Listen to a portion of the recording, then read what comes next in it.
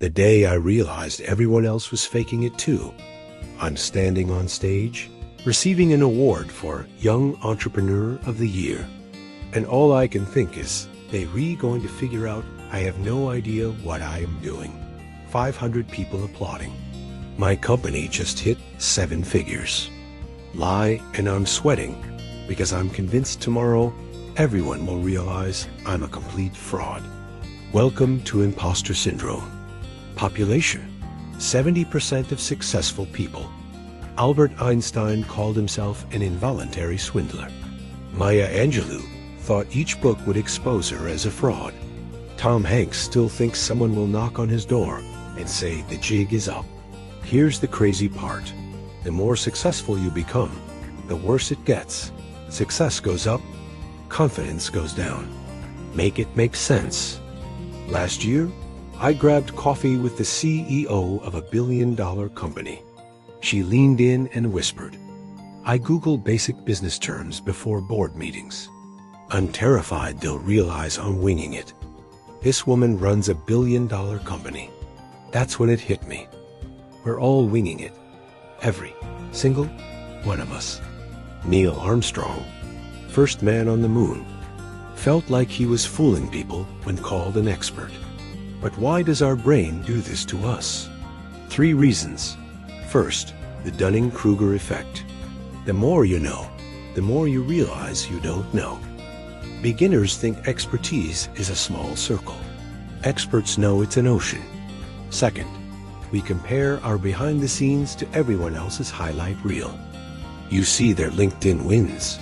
You don't see their 3 a.m. panic attacks.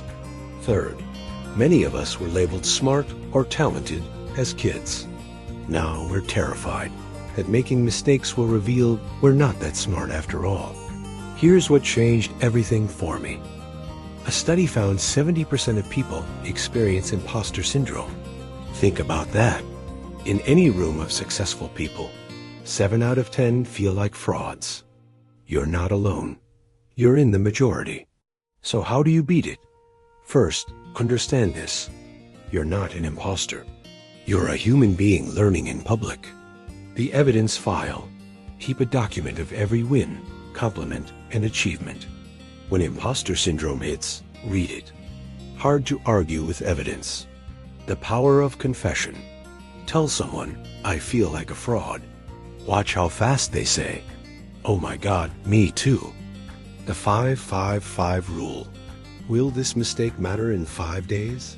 5 months? 5 years? Spoiler, that presentation fumble won't matter next week. Reframe your story. Instead of "I am a fraud," try "I'm new at this level." Every level of success is just being a beginner again at a harder game. The teaching cure.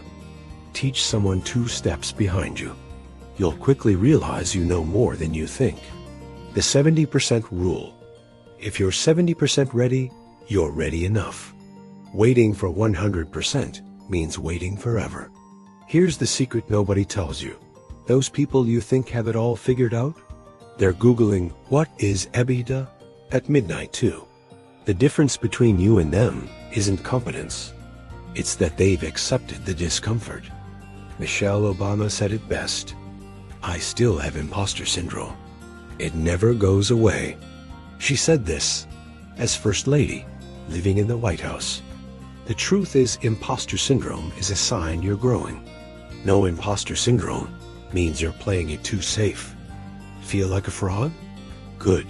You're exactly where you're supposed to be. Remember my award speech? I did it anyway. Stuttered twice.